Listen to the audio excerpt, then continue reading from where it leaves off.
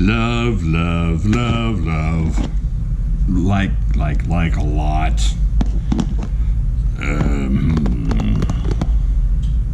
All right, here we go.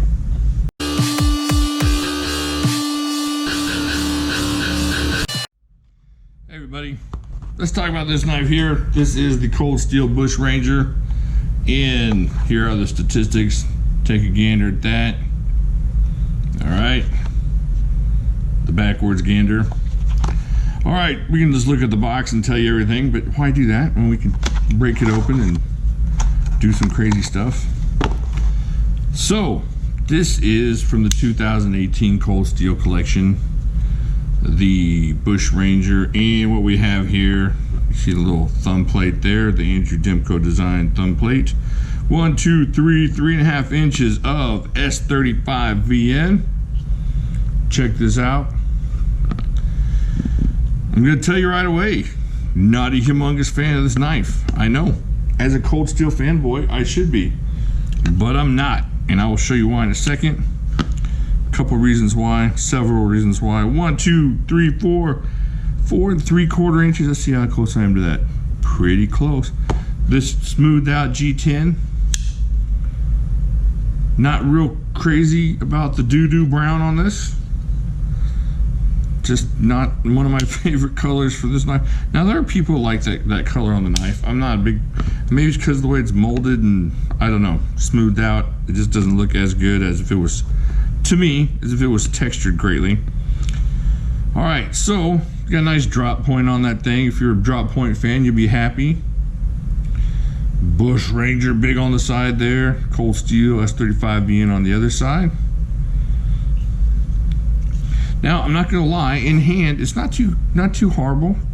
Feels pretty good. It's got a little bit of the problem that the Immortal has, where they have these vertical dig outs here, but it seems to me like they're a little bit wider maybe, or a little bit more shallow on the side so that you can get in there this way with your hand. It's not that noticeable, so you don't feel as bad. Of course it is ambidextrous, being that triad lock is on there. So let's get into, here's the clip, right, left, tip up, triad lock explosion in there. Just, I mean, this, you can't go wrong with this thing being locked up. This is locked up like nobody's business. Now here's my deal with this knife. One of the deals is, I think this would be much better as a fixed blade knife, and I'll show you why right now. Okay, unlike just about every other Cold Steel knife in existence, this thing is tough to close one-handed.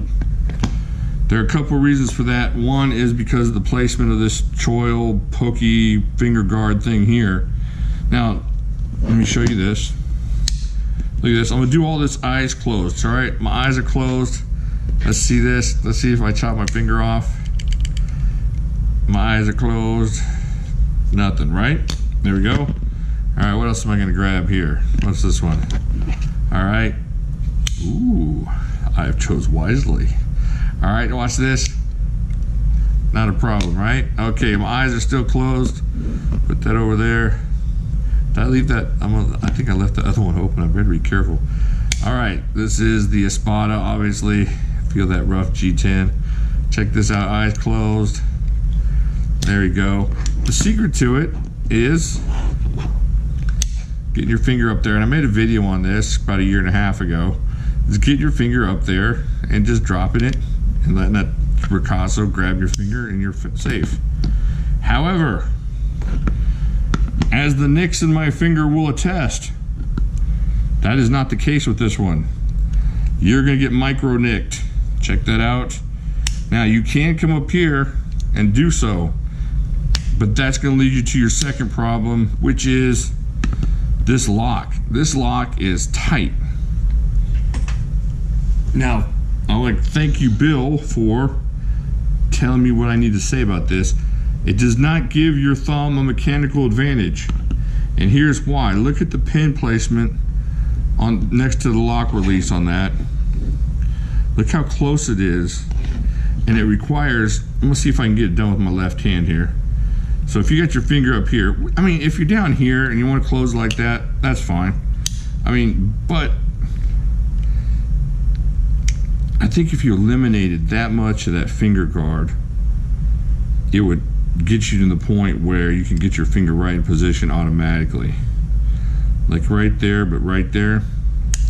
That's not the case here. However, if you look at the old Rajah 3s, they had that pin real close here, and it made it a little bit tougher. Well, on this thing, it's really tough to release that lock. This, oh, Nick Jr. So you gotta shake that thing loose. See, you can do it like that, but you gotta have a pretty good grip. I'm pretty strong in my hands, and you have a good grip and a not worn out thumb. Look at the swelling on that thumb there. I mean, not from chunkiness, but look how red it is. That's from trying to get this thing to work all day. So it's a matter of flipping that thing down and unlocking it, and it's just annoying to me. I think this would be a really cool knife if you took that away and you fix this lock pin issue, like they did on the Rajah 3, where they went from the AUS 8 to the BD1s, and they moved the little pin out a little bit.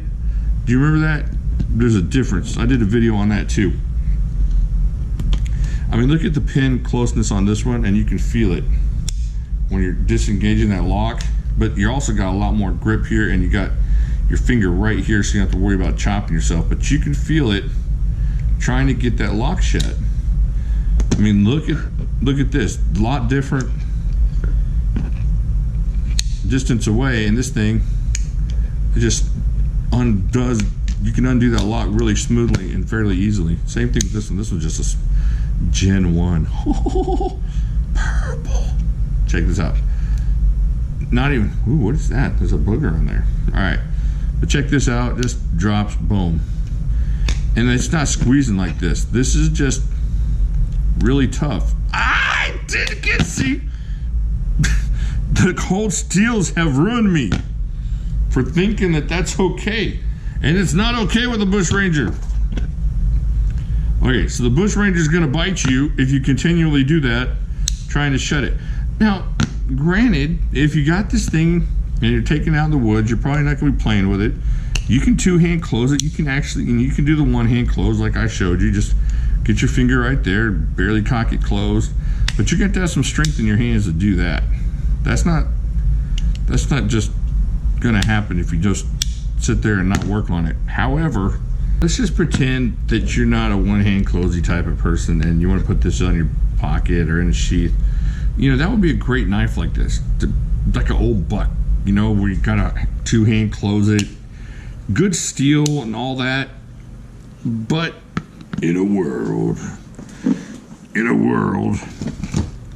where this knife exists, I don't see the point of trying to go after this knife. Do you? This knife is lighter, I'm guessing just as strong, and if you got the little snaggle tooth on there, you don't have to worry about it. Or if I had one I could show you, why get this if you can get the AK-47? The AK-47, I believe, is lighter. Has the thumb plate on it. You can close it one-handed. And now they're coming in S35VN, or if you get an XHP one. I don't see the point for the Bush Ranger. If it's a standalone knife for you, if you're not a huge cold steel fanboy, certainly get it. It's not disappointing for somebody that's not into cold steel. It's not disappointing for somebody that doesn't own, you know, 30 or 40 cold steel knives, or even 10. But I'm way beyond 10. Let's be honest. The lock's just solid as anything. Like I said, S35VN, great steel. You got left-right ambidexterity there. You're good to go. This thing, there's a point to. This has a point. I mean, even in this world, why would you spend all that money on this one if you have this one that's out there? I would recommend trying out the, what is it? the cheaper Bush Ranger before you get this one. I don't know, I haven't had that one in hand, but if it's anything like this, you might want to try that one first. A little bit, I mean, a lot cheaper, lesser quality of steel. I think that's what, AUS 10 or 8 or something that they're using on that thing. Try that one out, and then if you really like it, grab this one. But just don't grab this one. If you have a Recon, you don't need this. I don't know. You know, I'm saying you don't need it, but you probably don't need it. Now, if you got one for Christmas from Grandma, this is a good knife. It's a great knife. It's a great knife for what it's great for. It's just that everything that I've become used to with the cold steel, it doesn't hit on all the points for me. You don't have that one hand close that's reliable without nicking the poop out of yourself. That lock is really stiff. It's kind of like that holdout feeling where it's super tight, and it's everything to do with the pin position there. It's not that it's too tough, it's just trying to get it shut. And then it takes a little shake, and that's going to come down your finger. Now you're doing it with 2 hands, you know, you're good to go there. If you got this in a little holster, you're good to go there. Let's see, I think that's it. I think I'm just rambling on now. I don't mean to be negative about anybody's knives or cold steel especially, I guess. But save your money. Get you an SR1 that's right around that same price. Get an SR1. That knife makes sense all day long. Get you know, save your dough. Get you an Espada. You got a thumb plate on this monster. You know, you could probably get one of these in the 160 range on the secondary market for sure. And that's just a little bit more than that, you know, 30 bucks more. So you get a Espada. Now, Formax is going to cost you a little bit more. Shoot, get one of these, and you'll still have money for the AUS 8 version of this or something else. I don't know, it just didn't impress me like I hoped it would. I was kind of excited about getting it, and I wanted to review it, and it just disappointed me as far as closing, as far as that light lock tightness, as far as nicking the poop out of my 2 fingers. Don't let this video get out to anybody. That is going to hurt me. Alright, get over to the Facebook, check it out. Good people over there having some giveaways, some secret giveaways, and all kinds of cool stuff. I will talk to y'all later.